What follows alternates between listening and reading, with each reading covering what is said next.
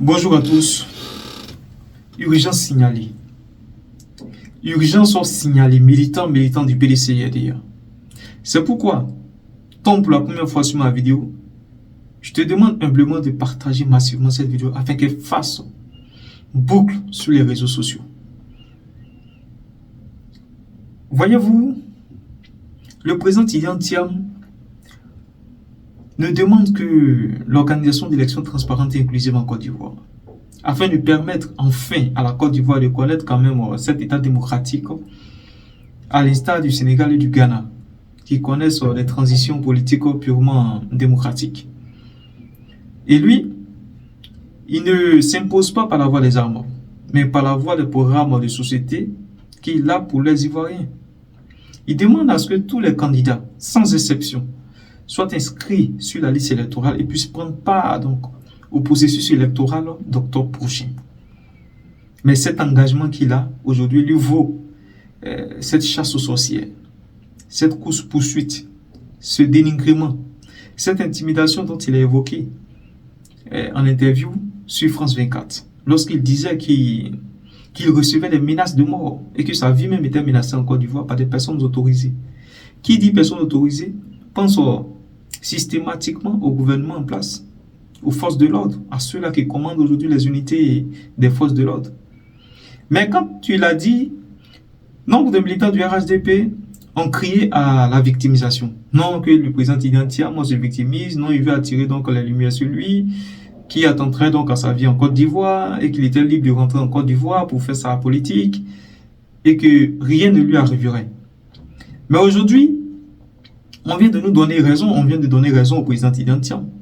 Parce qu'il s'agit là de la chef du protocole du président Tidjane Thiam qui est intimidée, qui est menacée. Et qui dit chef du protocole du président Tidjane Thiam, pas systématiquement de Madame Denise Okwaku. Oui, le président Tidjane Thiam a pour chef du protocole une femme que nous connaissons tous, Madame Denise Okwaku. Et tous savions quand même ce qui coûte cher à nos mamans, leurs enfants, leur héritage. Et c'est pas là que les RHDP veut frapper. Pour toucher quand même le côté sensuel, le côté émotionnel donc de la chef du protocole du président Tidjane Thiam, son fils. Madame Denise Okwaku a reçu un message, un appel anonyme. La personne se présentant comme étant des forces de l'ordre de la gendarmerie nationale et donc adjudant de la gendarmerie.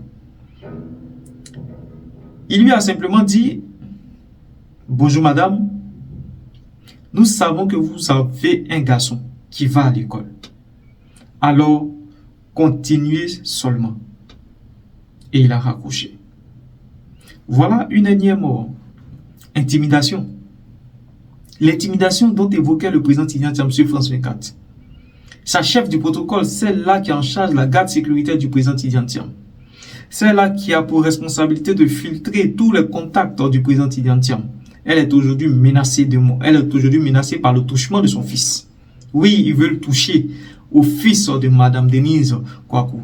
Peut-être l'enlever et en faire un chantage. C'est pourquoi aujourd'hui, je voudrais donc m'adresser au commandant supérieur de la gendarmerie qui, ici, a sa responsabilité qui est engagée. Parce que cette personne anonyme qui a appelé et qui s'est réclamé donc adjudant de la gendarmerie, systématiquement pourrait parler sous couvert du commandant supérieur de la gendarmerie. Oui, nous tous, nous écoutons Johnny Pacheco, nous écoutons ses révélations et nous savons un peu l'engagement purement politique du commandant supérieur de la gendarmerie dans cette affaire politique ivoirienne. C'est pourquoi je voudrais dire au commandant supérieur de la gendarmerie, votre responsabilité est directement engagée dans cette affaire. Votre responsabilité est directement engagée dans cette affaire. Certains ne veulent pas vous citer, mais moi je vous cite. Apollo Touré Alexandre, votre engagement, votre responsabilité individuelle est directement engagée dans la posture sécuritaire du président Tidjane Thiam et de son entourage. Et je vais encore dire, vous allez répondre individuellement. Ça ne sera pas de manière collective.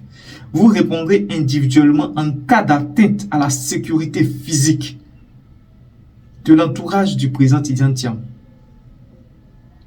Parce que là, trop en est trop. Trop en est trop. Le président Tidjane Thiam demande simplement une élection transparente et inclusive. Que les Ivoiriens, pour une fois, choisissent le leader de leur choix, le président de la République de leur choix. Mais vous êtes réclamé à près de 95% des Ivoiriens. Mais qu'est-ce qui vous fait courir? Qu'est-ce qui vous fait autant peur? Pourquoi le président Tidjane Thiam vous fait autant peur, celui qui a quitté la Côte d'Ivoire depuis plus de 23 ans? Pourquoi aujourd'hui vous avez une certaine forme de communication acharnée contre le PDCRD et contre le président Tidjane Thiam? C'est que, en réalité, vous n'avez pas confiance en votre électorat. En réalité, vous savez que vous avez énormément déçu les Ivoiriens. Et donc, la meilleure façon de vous imposer à ces Ivoiriens, c'est la dictature, les intimidations qui ne passeront plus. Qui ne passeront plus. Qui ne passeront plus. C'était mon message au commandant supérieur de la gendarmerie, Apalo Touré Alexandre.